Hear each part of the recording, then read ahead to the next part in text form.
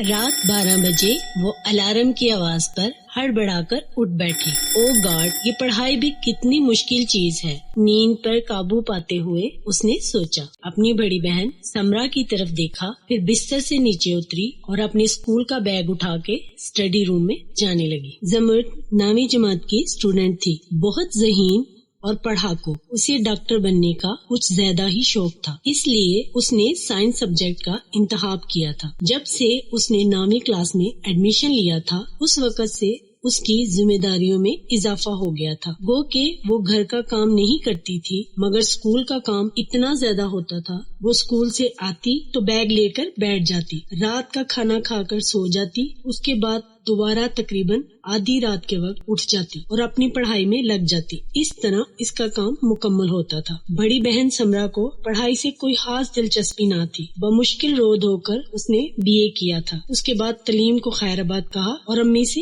گرداڑی سیکھنے لگی۔ رات میں اٹھ کر زمرد کے پڑھنے سے اسے سخت کوفت ہوتی تھی اور زمرد کو اونچی آواز میں پڑھنے کی عادت تھی۔ اس وجہ سے ایک تو لائٹ اور دوسرا زمرد کی آواز سے اس کی نیند ڈسٹرب ہوتی، لہٰذا وہ آدھی رات کے وقت اٹھ کر زمرد سے لڑنا شروع کر دیتی۔ روزانہ کی بحث و تکرار اور جھک جھک سے تنگ آ کر زمرد نے اسٹڈی روم میں پڑھنا شروع کر دیا تھا۔ اب وہ اونچی آواز میں آرام سے پڑھ سکتی تھی۔ اسٹڈی روم کا موسم خوشگوار تھا، کھڑکی کھلی تھی اور تازہ ہوا کے ساتھ لان میں لگے پھولوں کی خوشبو بھی آ رہی تھی۔ وہ کھڑکی کے پاس بیٹھ کے پڑھنے لگی۔ وہ پڑھائی میں مشغول تھی کہ اسے یوں لگا جیسے کوئی اسے گھور رہا ہے۔ جب اس نے ادھر ادھر دیکھا تو اسے کوئی نظر نہ آیا۔ وہ پھر سے پڑھائی میں مصروف ہو گئی۔ ابھی تھوڑی دیر ہی گزری تھی کہ اسے کسی کی موجودگی کا احساس ہوا۔ عجیب احساس تھا۔ اس نے ڈرتے ڈرتے مڑ کے دیکھا تو اس کا اوپر کا سانس اوپر اور نیچے کا نیچے رہ گیا۔ وہ ایک دیو ہیکل جن تھا جس کی شکل نہایت ڈراؤنی تھی اور آنکھوں کی جگہ جیسے 2 انگارے دہک رہے تھے۔ زمرد پوری قوت سے چیخیں مارتی ہوئی تیزی سے باہر بھاگی۔ رات کے سناٹے میں زمرد کی فلک شگاف آواز جب گھر والوں کے کانوں سے ٹکرائی تو سب کے سب ہڑبڑا کے جاگ گئے۔ ارے ارے کیا ہوا؟ آن کی آن میں پورا گھر اکٹھا ہو گیا۔ امی، ابو، بھائی اور سمرا سب کے سب اس کے رونے کی وجہ پوچھ رہے تھے اور وہ بس خوف سے روئے جا رہی تھی۔ زمرد 1 ہفتے سے بخار میں پھنک رہی تھی، پھر کافی دوا علاج کے بعد اب جا کے اس کی طبیعت کچھ سنبھلی تھی۔ اس نے ٹھیک طرح سے کچھ کھایا پیا بھی نہ تھا، اس وجہ سے اسے بہت جسمانی کمزوری ہو گئی تھی۔ تھوڑا سا سوپ پی لو زمرد، تم نے اتنے دن سے کچھ بھی ٹھیک طرح سے نہیں کھایا۔ حالت دیکھو اپنی، کیا حال بنا لیا ہے تم نے اپنی صحت کا۔ اب اچھی بلی تم صحت مند تھی۔ بس امی، دل نہیں چاہ رہا، میں بعد میں سوپ پی لوں گی، وہ بولی۔ ٹھیک ہے، 1 گھنٹہ بعد پھر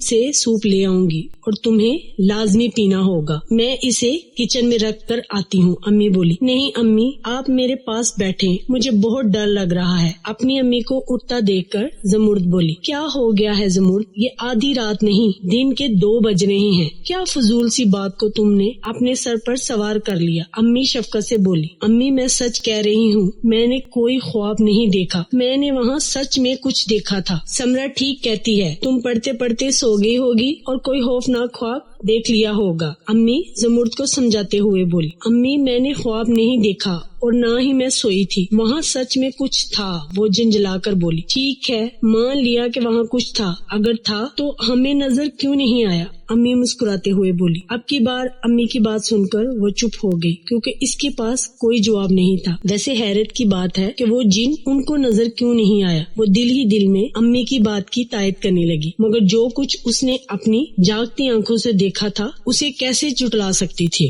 دن اسی طرح گزرتے رہے۔ اسٹڈی روم میں اکیلے بیٹھ کر رات کے وقت اس نے پڑھنا بند کر دیا۔ زمرد اس واقعے کو بھولی تو نہیں تھی مگر کچھ حد تک فراموش کر گئی تھی۔ اس دن اس کا بائیو اور فزکس کا ٹیسٹ تھا۔ سنڈے ہونے کے باوجود ٹیسٹ کی تیاری نہیں کر سکی تھی۔ اس دن اس کی خالہ کی فیملی آئی ہوئی تھی۔ سارا دن کزن کے ساتھ گپ شپ میں وقت گزرنے کا پتہ ہی نہ چلا اور مسئلہ پھر وہی تھا کہ پڑھنا کیسے اور کہاں ہے، کیونکہ سمرا تو اسے کسی بھی صورت رات کے وقت کمرے میں پڑھنے کی اجازت نہیں دے سکتی تھی اور آج تو ویسے بھی وہ سارا دن کام کر کے تھک چکی تھی. تھکن کے مارے اسے نیند بھی بہت زوروں کی آئی تھی. زمرد نے سوچا وہ آج ڈرائنگ روم میں ٹیسٹ کی تیاری کر لیتی ہے. پڑھتے پڑھتے کب اس کی آنکھ لگی پتہ ہی نہ چلا. آدھی رات کے وقت اسے یوں لگا جیسے کوئی اس کے اوپر سے بلینکٹ کھینچ رہا ہے. اس نے 2-3 دفعہ کھینچا اور یہ دیکھنے کی کوشش کی کہ کون ہے، پر شاید لائٹ گئی تھی. گپ اندھیرے کی وجہ سے وہ کچھ دیکھ نہ سکی اور پھر تھوڑی دیر بعد اس نے وہی 2 انگارہ آنکھیں دیکھی. اسے یوں لگا جیسے کوئی اس کا گلا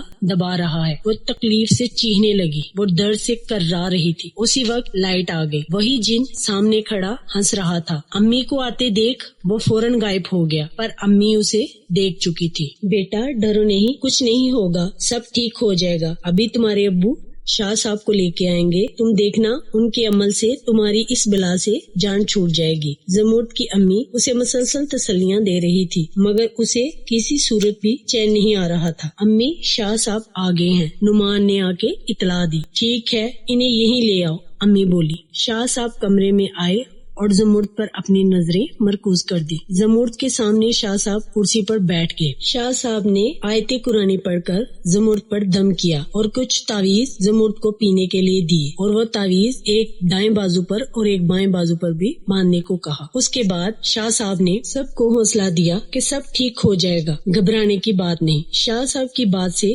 گھر والوں کے حوصلے بڑھ گئے اور سب مطمئن ہو گئے. دوسرا دن روٹین کے مطابق گزرا. رات کو امی بیٹھی ٹی وی دیکھ رہی تھی کہ ابو نے آ کے اطلاع دی شاید طوفان آنے والا ہے، دروازے کھڑکیاں ہل رہے ہیں. امی بچیوں کے کمرے کی طرف گئی. اسی وقت گھر کی سب چیزیں زلزلے کی زد میں آ گئی.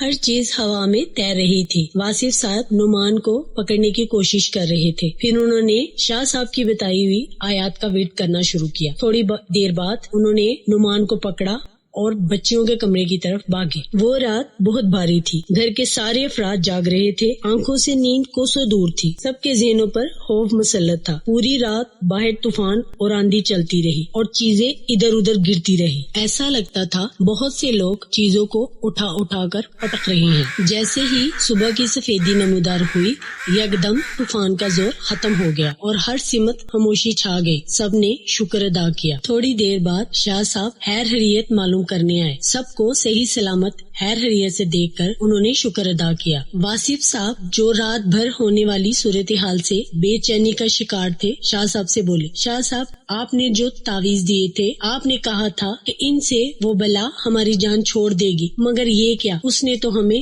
رات بھر بے آرام کیے رکھا. ہم سب نے ایک ہی کمرے میں بیٹھے بیٹھے رات گزاری ہے. مجھے خود سمجھ نہیں آتا کہ یہ سب کیوں اور کیسے ہوا. رات بھر اس بلا نے مجھے بھی پریشان کیے رکھا. نہ صرف مجھے بلکہ میرے اہل خانہ کو بھی. اسی لیے یہاں آیا ہوں. یہاں سے دور گاؤں میں میرے استاد رہتے ہیں. وہ بہت اللہ والے ہیں اور پہنچے ہوئے ہیں. وہ یقیناً ہماری مدد کریں گے. تو کیا وہ اس بلا سے ہماری جان چھڑا سکتے ہیں؟ واصف صاحب نے بے چینی سے پوچھا. انشاءاللہ، شاہ صاحب بولے. ابو میں بھی آپ کے ساتھ چلوں گا. نعمان اس ساری صورتحال سے بے حد پریشان تھا اور خوفزدہ. وہ گھر پر رکنا نہیں چاہتا تھا. ٹھیک ہے بیٹا تم بھی ہمارے ساتھ چلنا، واصف صاحب بولے. شاہ صاحب میں اپنی فیملی کو کچھ کھانے پینے کا سامان دے لوں. ہاں ٹھیک ہے، آپ ان کو کچھ کھانے پینے کے لیے دے دیں اور میں بھی ان کے کمرے کے باہر حصار کر کے جاؤں گا. انہیں بولیے گا کہ جب تک ہم نہیں آ جاتے وہ اپنے کمرے میں سے باہر نہ نکلے. جی ٹھیک ہے. واصف صاحب نے اپنی فیملی کو کھانا پینا دیا. شام ہونے کو آئی تھی مگر شاہ صاحب اور ابو اور نعمان کا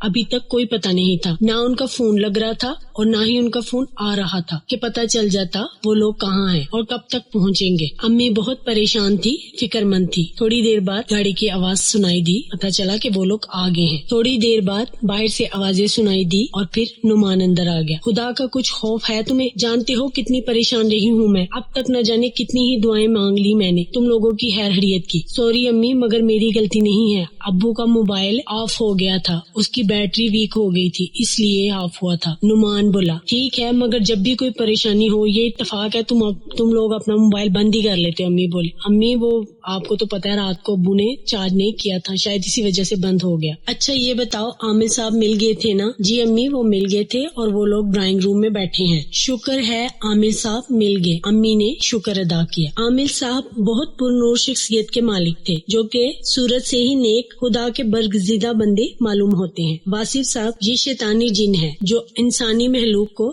تنگ کر کے خوش ہوتا ہے. میں کوشش کروں گا کہ آرام سے آپ لوگوں سے دور چلا جائے. اگر نہ مانا تو پھر کوئی اور سخت قدم اٹھاؤں گا. اس وقت آپ سب نے کمرے سے باہر نہیں آنا. میں کمرے کے باہر حصار کھینچ دوں گا. اگر آپ لوگ باہر آئے تو وہ آپ کو نقصان پہنچا سکتا ہے. عامل صاحب نے حصار کھینچا اور عمل شروع کیا. تھوڑی دیر بعد اپنے عمل کی طاقت سے انہوں نے جن کو حاضر کر لیا. ہاں برخودار، کیوں تنگ کر رہے ہو ان لوگوں کو؟ عامل صاحب نے آرام سے پوچھا. میں نہیں، تم مجھے تنگ کر رہے ہو. یہ گھر اب میری رہائش گاہ ہے. مجھے یہ گھر اور وہ لڑکی دونوں چاہیے، ورنہ میں کسی کو نہیں چھوڑوں گا. تم یہاں سے چلے جاؤ، اسی میں تمہاری بلائی ہے. اشرف المخلوق کو تنگ کرنا ٹھیک نہیں. عامل صاحب بولے. یہاں سے میں نہیں، تم جاؤ گے. اگر نہیں گئے تو سب کے سب میرے ہاتھوں سے مارے جاؤ گے. جن کہکا لگاتے ہوئے بولا. پھر جن نے اپنے شیطانی حربے آزماتے ہوئے آگ سے ان پر حملہ کر دیا، پر ان کے حصار کی طاقت نے انہیں بچا لیا. وہ ادھر سے ناکام ہونے کے بعد اس نے اپنی آنکھوں کی شیطانی طاقت آزمائی، پر یہاں بھی اسے کامیابی نہ ملی.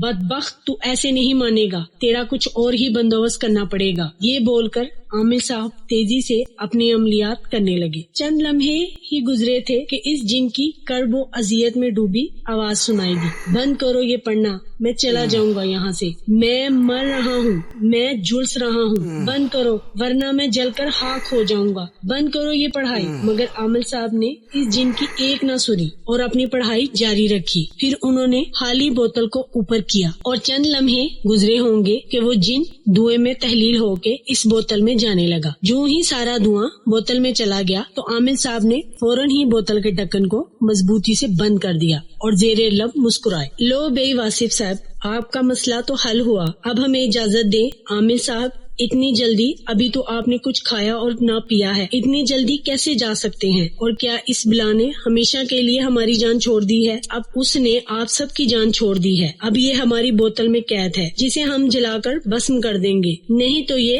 آئندہ بھی کسی کو تکلیف پہنچا سکتا ہے. عامل صاحب بولے. کچھ ہمیں بھی اپنی خدمت کا موقع دے. واصف صاحب بولے. خدا نے چاہا تو پھر کبھی حاضری دیں گے آپ کے دولت خانے پر. ابھی مجھے کہیں اور بھی جانا ہے. عامل صاحب بولے. جیسے آپ کی مرضی.